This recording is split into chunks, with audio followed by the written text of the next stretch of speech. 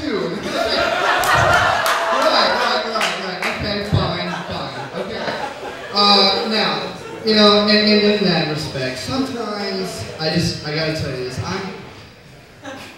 Sometimes I'm a really nice guy, but I have some bad thoughts. And sometimes I find myself walking by a table of fairly attractive, you know, late 20-something women. And for some reason, in my mind, I just think to myself,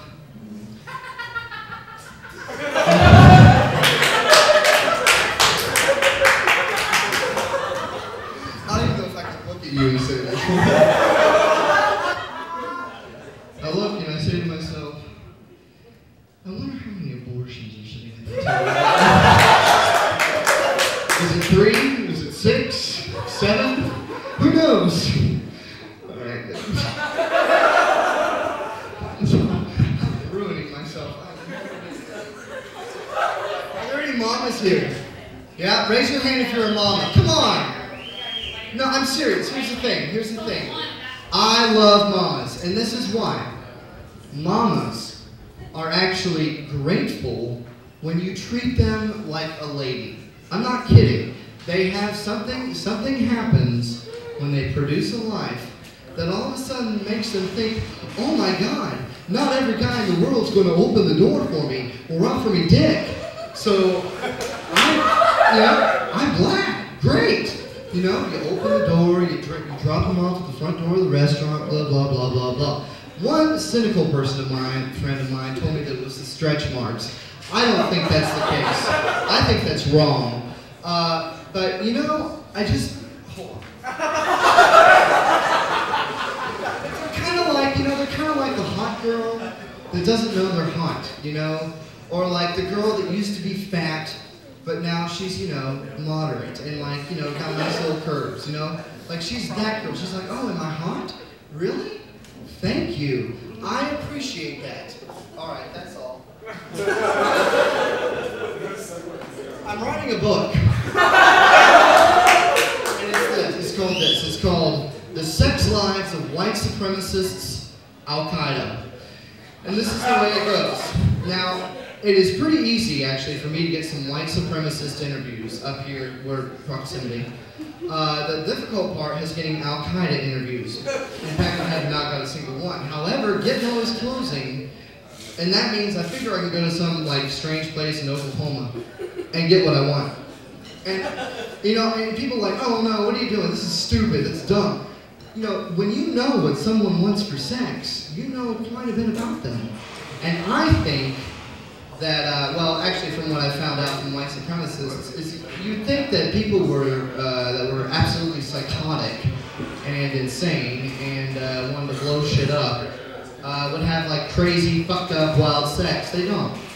They're very boring, actually. It's all like missionary. No one gets on top. No one turns you around. No one does anything like that.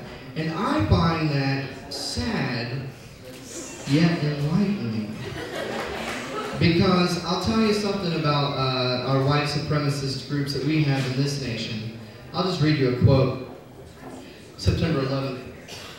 Well, you know, white supremacists, I don't know if I want them marrying my daughters, and I know they don't want us marrying their daughters, but any man that has the courage to fly a plane into a building to kill a bunch of Jews is all right by me.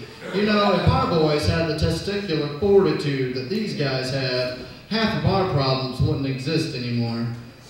True. Oh, God, that's a downer, isn't it? Oh, fuck. Oh, that's sad. Well, it's true. And the other thing about rednecks is this. Stubbornness is glorified. Oh, she's stubborn as a mule. Well, you know, I love him, but he's so stubborn. You know what stubborn means? It means a refusal to learn anything new. Okay? That, to me, is a sign of retardation or stupidity. It's like, oh, well, they read on a 4th grade level and they're never going to get past it, you know? That is a person that we have special programs for. We take care of them. We send them to the Y to do water aerobics and they work at Hardee's. Okay? This is not a driving 3-ton machinery or voting for that matter.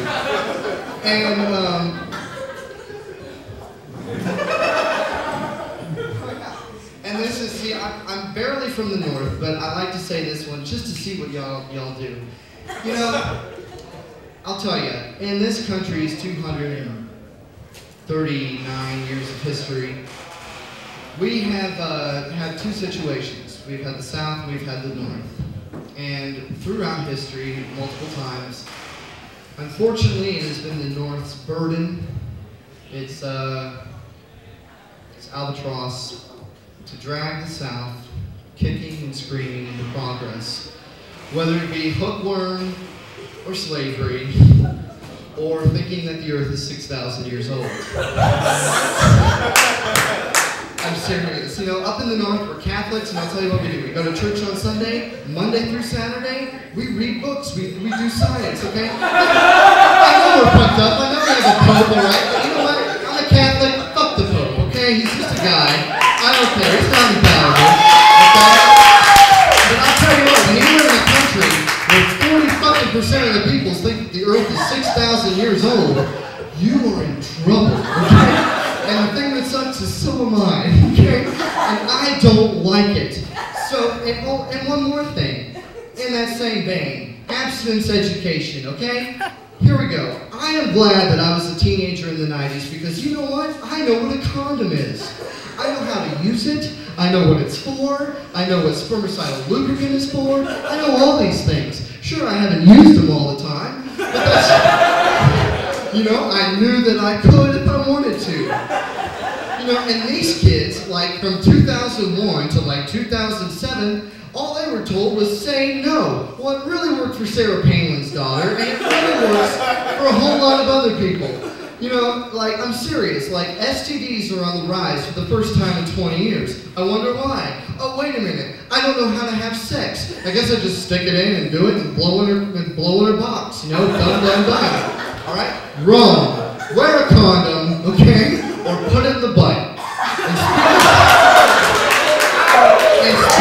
And speaking of putting it in the butt, that is also something that came about in the 2000s and I was unfamiliar with.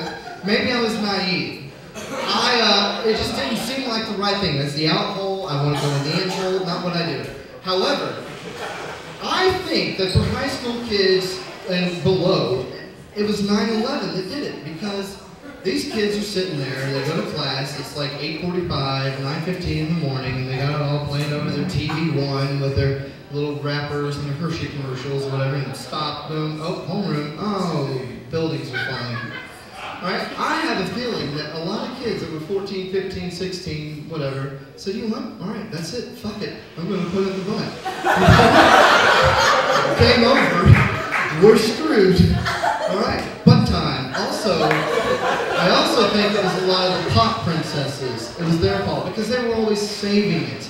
And everyone knows that saving it means putting it in the butt. Okay? And so, I just don't think that that is the right way to teach your children what to do. Hopefully, thank God, in the future, we are going to start teaching children how to use condoms again. We're just going to have a generation of like 8 years that's just going to be totally fucked up. They're going to have 9 kids like Catholic people, and it's going to be insane.